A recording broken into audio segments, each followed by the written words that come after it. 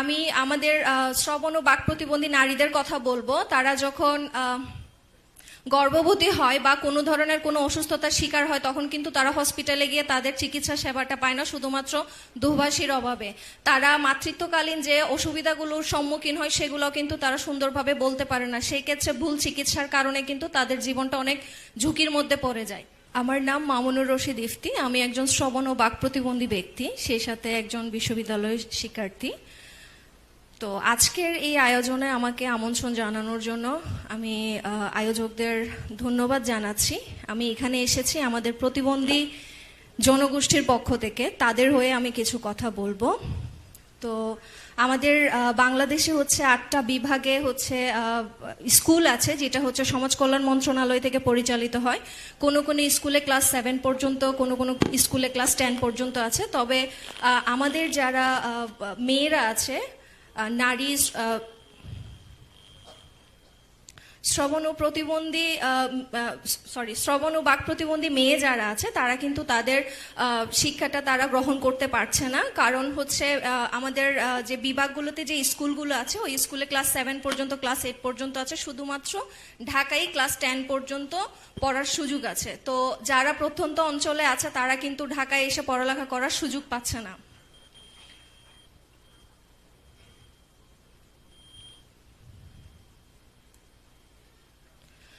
তারপর আমি তাদের কর্মসংস্থান নিয়ে কথা বলবো।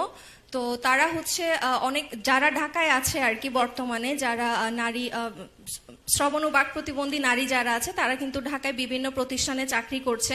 চাকরি ক্ষেত্রে কি হয়, তাদের নিরাপত্তাটা হচ্ছে তারা এনশিওর করতে পারছে না। তারা সেখানে অনেক ধরনের যৌন নির্যাতনের শিকার হয়। তারা যে এই বিষয়ে কাউকে বলবে তাদের কথাগুলো আসলে বলার সুযোগ থাকে না।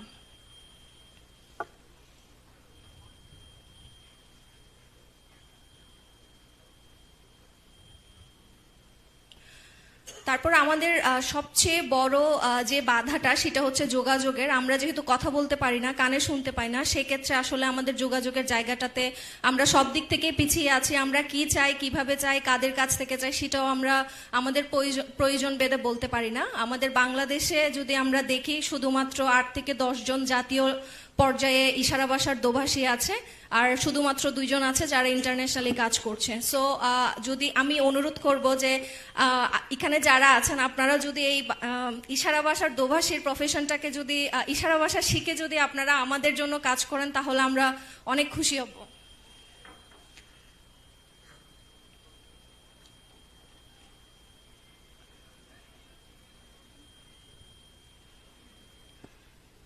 আমরা যারা শ্রবণ ও বাক প্রতিবন্ধী ব্যক্তিরা আছি আমরা কিন্তু চিত্রাঙ্কনে খুবই ভালো করি। আমাদের কিন্তু অনেক ভাইয়েরা আছে, বোনেরা আছে যারা কিন্তু খুব সুন্দর সুন্দর পেইন্টিং করতে পারে। তো স্যার যেহেতু বলেছেন যে পেইন্টিং এর একটা এক্সিবিশন করবেন, সেই এক্সিবিশনে যদি আমাদেরকে সুযোগ দেওয়া হয় তাহলে হয়তো আমাদের ভাই বোনদের জন্য অনেক ভালো হতো।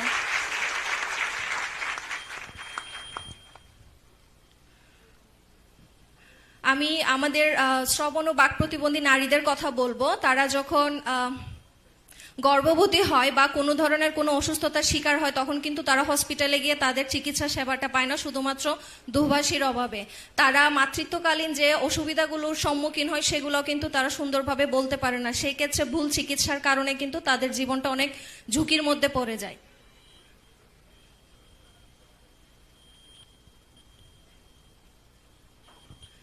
সবচেয়ে গুরুত্বপূর্ণ যে বিষয়টা আমি বলবো সেটি হচ্ছে যে আমাদের যারা নারী প্রতিবন্ধী ব্যক্তিরা আছে তারা কিন্তু আইনি সহায়তাটা পায় না।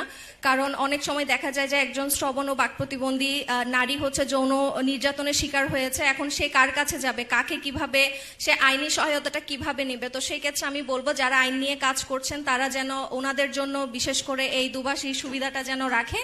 আর আমাদের একটাই চাওয়া, সেটা হচ্ছে প্রত্যেকটা ক্ষেত্রে প্রত্যেকটা সেক্টরে যদি ইশারা ভাষার দুভাষীটা থাকে তাহলে সেই ক্ষেত্রে আমরা আমাদের প্রয়োজনগুলা মানুষের কাছে সবার কাছে বলতে পারবো। আমাকে এতক্ষণ শোনার জন্য আমি সবাইকে ধন্যবাদ জানাচ্ছি এবং আশা করছি আগামী ত্রয়োদশ জাতীয় নির্বাচনে যেন বিএনপি ক্ষমতায় আসে এবং আমাদের জন্য যেন অনেক ভালো ভালো কাজ করে। ধন্যবাদ সবাইকে।